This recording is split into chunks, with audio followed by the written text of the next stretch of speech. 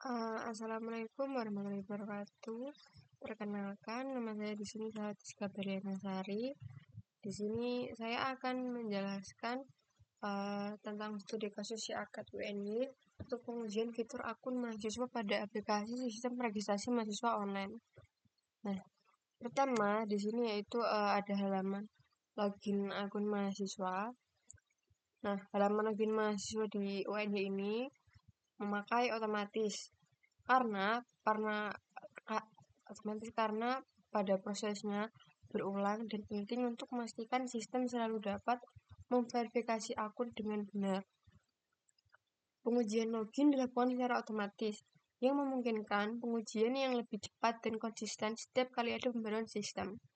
Nah, yang kedua yaitu fungsional atau non-fungsional. Nah, pada halaman login akun mahasiswa ini memakai fungsional karena bertanggung jawab untuk autentikasi, memvalidasi kredensial, dan mengizinkan akses ke sistem. Halaman akun mahasiswa ini memakai black box. Pengujian login umumnya melihat perilaku dari luar.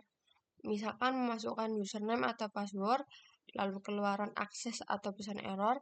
Nah, jadi tester tidak perlu melihat kode, jadi hanya melihat dari luarnya aja. Tidak harus mengerti codingannya. Yaitu yang ada testing level yang dipakai dan alasannya. Nah, pada halaman login ini menggunakan integration testing karena login bergantung pada beberapa komponen UI, ke service autentikasi, database user, lalu session store.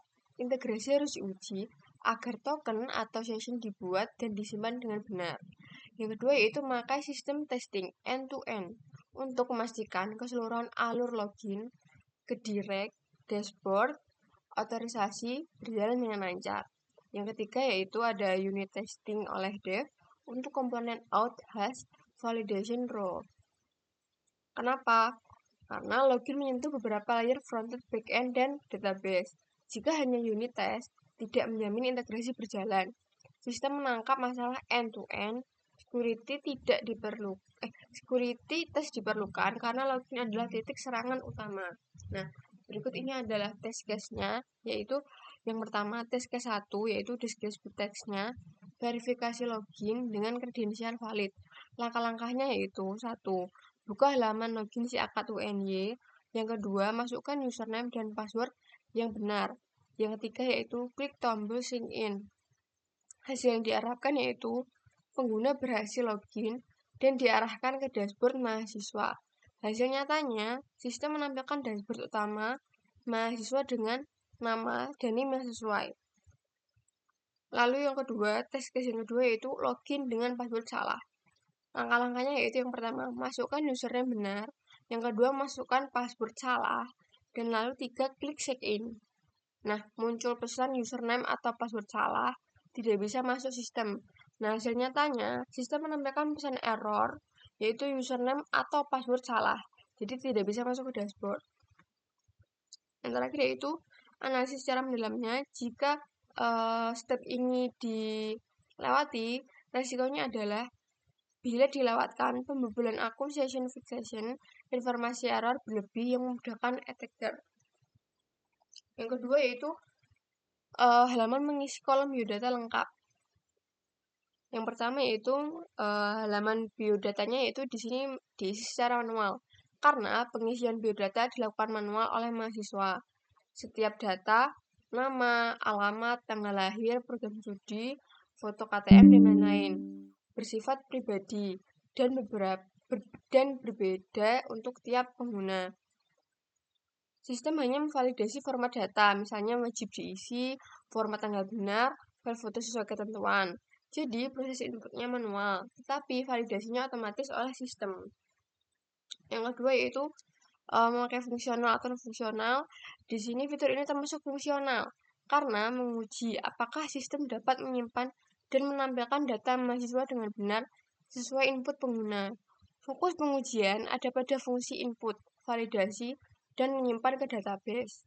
Yang ketiga yaitu black box atau white box. Nah, di sini tentu kita memakai black box. Alasannya adalah penguji hanya melihat hasil akhir dari proses pengisian biodata tanpa mengetahui kode program di baliknya.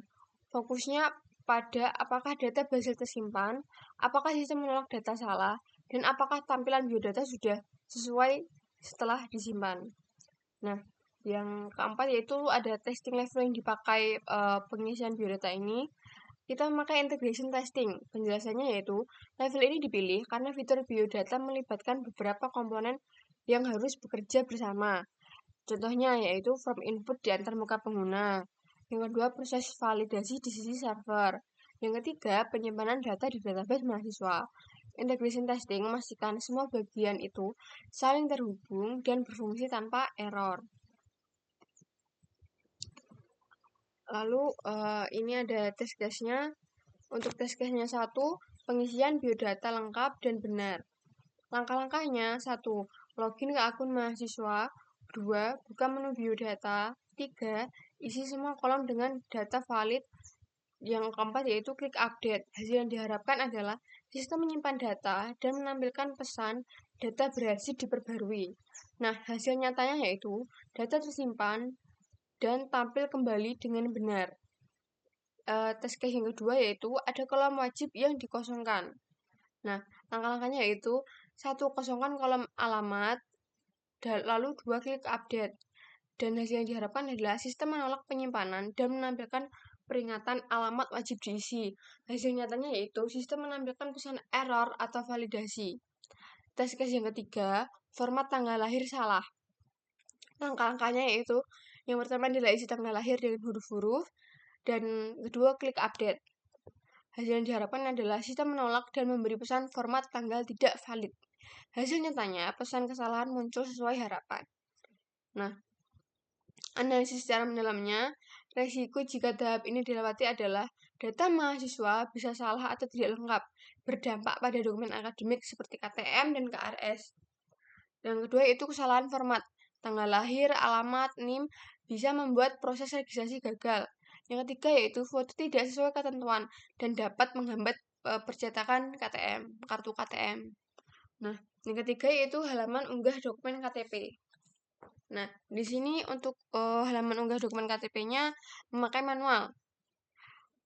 Karena oleh tester dengan cara mengisi form NIK dan mengunggah file KTP langsung di halaman aplikasi. Tujuannya untuk memverifikasi apakah sistem dapat memproses input pengguna dengan benar tanpa bantuan tools otomatis.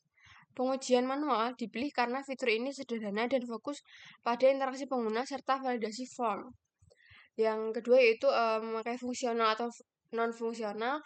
Di sini kita memakai fungsional karena pengujian dilakukan untuk memastikan fungsi form berjalan sesuai kebutuhan seperti validasi NIK dan file KTP serta keberhasilan proses upload. Nah, yang ketiga memakai black box atau white box. Yang jelas kita memakai black box karena pengujian berfokus pada hasil keluaran outputnya. Apakah upload berhasil atau gagal tanpa melihat kode program di balik sistem itu. Yang selanjutnya yaitu ada level testing dipakai. Di sini kita memakai integration testing. Karena form ini melibatkan integrasi antara modul input form, validasi data, dan penyimpanan file ke server. Tujuannya memastikan setiap komponen saling terhubung dengan benar. Nah, di sini ada tabel test case-nya, yaitu yang test case pertama, upload file KTP dengan format benar. Langkah-langkahnya, isi NIK dan nomor NIK-nya, upload KTP dengan format JPG dengan ukuran filenya 100 KB. Hasil yang diharapkan adalah file berhasil diunggah dan tersimpan. Dan hasil nyatanya, file berhasil diunggah. Test case keduanya yaitu upload file dengan format salah. Langkah-langkahnya, isi NIK-nya dengan nomornya, upload KTP dengan beda file. Kalau yang di atas tadi adalah memakai JPG. Nah, di sini kita memakai dokumen. Lalu hasil yang diharapkan adalah sistem menolak file dan menampilkan pesan error. Hasil nyatanya pesan error tampil. Karena di sistem si akannya WNY untuk mengupload file KTP itu memakai file yang JPG bukan doc dan tidak bisa kalau memakai doc. Yaitu selanjutnya tes case ketiga yaitu upload file melebihi batas ukuran 5 MB. Langkah-langkahnya yaitu isi nik valid, upload KTP PNG dengan ukuran file 10 MB. Hasil yang diharapkan adalah sistem menolak file dan tampilan pesan. Ukuran file terlalu besar. Nah, hasil nyatanya pesan itu tampil. Yaitu selanjutnya analisis secara mendalam resiko jika tahap ini dilewati. Ada 3 yaitu data mahasiswa bisa salah atau tidak lengkap, berdampak pada dokumen akademik seperti KTM dan KRS. Yang kedua, kesalahan format tanggal lahir, alamat, dan NIM bisa membuat proses registrasi gagal. Yang ketiga, foto tidak sesuai ketentuan dapat menghambat percetakan KTM.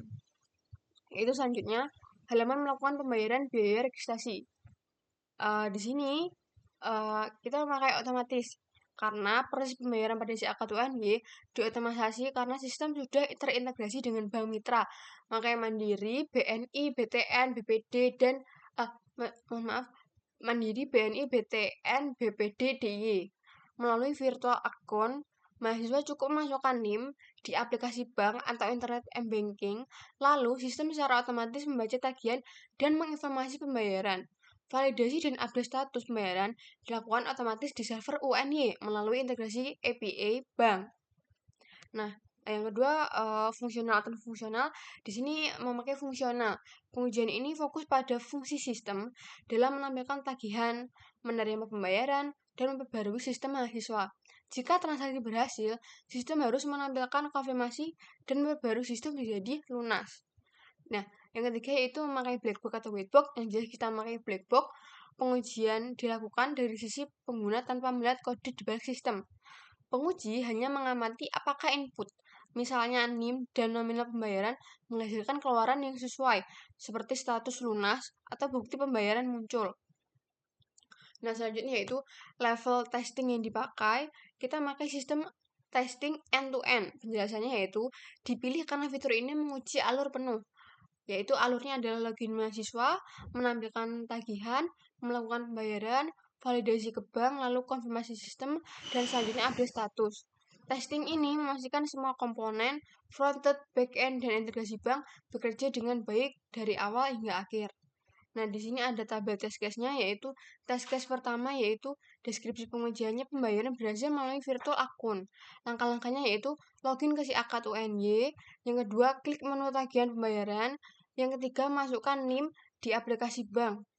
Contohnya Mandiri Livin. Yang keempat lakukan pembayaran. Yang kelima, cek kembali di si akad. Hasil yang diharapkan, status pembayaran berubah menjadi lunas dan muncul bukti transaksinya. Nah, hasil nyatanya, status otomatis berubah menjadi lunas dan bukti transaksi tampil di sistem. Test case yang kedua yaitu pembayaran gagal atau dibatalkan. Langkah-langkahnya yaitu login ke aplikasi bank, masukkan NIM salah atau nominal tidak sesuai, lakukan pembayaran. Hasil yang diharapkan yaitu sistem menolak pembayaran dan menampilkan pesan error. Hasil nyatanya muncul pesan data tidak ditemukan dan transaksi dibatalkan. Analisis secara mendalamnya jika step ini dilewati. Semua skenario berhasil dari sistem berfungsi sesuai ekspektasi. Pembayaran otomatis terkonfirmasi tanpa perlu input manual. Sistem juga dapat menolak transaksi ganda dan transaksi di luar periode pembayaran. Resikonya, mahasiswa bisa dianggap belum bayar pada sudah bayar tapi tidak tersinkronisasi. Jadinya sinkronisasinya gagal. Yang kedua yaitu tagihan ganda, double payment. Yang ketiga, data keuangan tidak akurat antara sistem UNY dan bank mitra. Yang keempat, potensi penolakan KRS karena status pembayaran belum diperbarui, belum ada tulisan lunas. Yang terakhir yaitu halaman mendapat status mahasiswa aktif jika semua tahap valid. Yang pertama yaitu kita memakai otomatis karena status mahasiswa aktif diperbarui secara otomatis oleh sistem setelah semua tahap registrasi terpenuhi, yaitu biodata lengkap, dokumentasi terverifikasi, dan pembayaran lunas. Sistem membaca data dari database dan mengubah status mahasiswa tanpa perlu tindakan manual dari pengguna. Yang B yaitu fungsional atau non-fungsional. Kita memakai fungsional karena pengujian ini memastikan fungsi sistem berjalan sesuai aturan. Ketika semua syarat telah dipenuhi, status mahasiswa harus otomatis berubah menjadi aktif. Jadi fokusnya adalah memastikan logika dan alat sistem sesuai spesifikasi. Nah, di sini kita memakai black box karena penguji hanya melihat hasil akhir, status aktif atau tidak aktif, berdasarkan input data dan kondisi mahasiswa, tanpa perlu melihat kode program atau database di balik sistem. Nah, di sini sistem level yang dipakai yaitu Accept Testing (UAT). Penjelasannya, level ini digunakan karena status mahasiswa aktif merupakan hasil akhir dari seluruh proses registrasi. Accept Testing ini dilakukan untuk memastikan sistem memenuhi kebutuhan bisnis dan siap digunakan oleh pengguna, mahasiswa, dan pihak akademik. Nah, di sini ada tabel test case-nya. Test case-nya yang pertama yaitu deskripsi pengujian. Mahasiswa telah memenuhi semua tahap registrasi. Langkah-langkahnya yaitu: 1. Lengkapi biodata. 2. Upload dokumen KTP. 3. Lakukan pembayaran registrasi. 4. Login ke si akad. 5. Lihat status di dashboard. Hasil yang diharapkan yaitu status berubah menjadi mahasiswa aktif. Nah, hasil nyatanya, status di dashboard tampil mahasiswa aktif. Tes case yang kedua yaitu dokumen belum diverifikasi. Langkah-langkahnya yaitu biodata dan pembayaran sudah lengkap. 2. Upload dokumen belum disetujui. Hasil yang diharapkan, status tetap belum aktif dan muncul pesan menunggu verifikasi dokumen. Hasil nyatanya, status belum aktif dan muncul pesan verifikasi. Nah, di sini analisis secara mendalamnya, hasil pengujiannya yaitu semua skenario menunjukkan bahwa sistem bekerja sesuai alur bisnis mahasiswa hanya akan mendapatkan status aktif setelah semua tahap selesai dan tervalidasi. Resikonya jika dilewati, mahasiswa bisa dianggap belum aktif meskipun sudah menyelesaikan semua proses data tidak sinkron.